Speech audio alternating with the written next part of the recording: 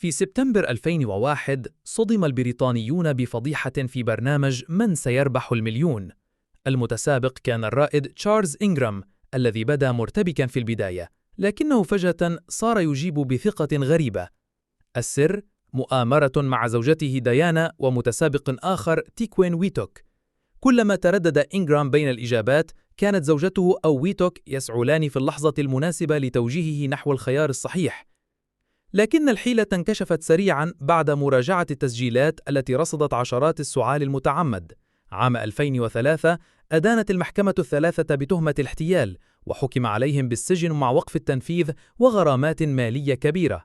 هذه الواقعة بقيت في ذاكرة البريطانيين باسم فضيحة السعال، وتجسدت لاحقاً في مسلسل درامي بعنوان كويز كواحدة من أشهر محاولات الغش في تاريخ التلفزيون.